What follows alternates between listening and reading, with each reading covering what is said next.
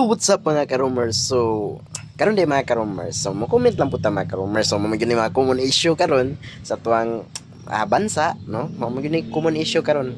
So, ana si Turi mga karomers, nga pwede ra daw arestuhan ang tao nga walay dala nga papel or walay ipakita nga arrest warrant. So, pwede ra arestuhon. Inon ra nimo largo nga, uy, huli ka. Kasi may warrant ka.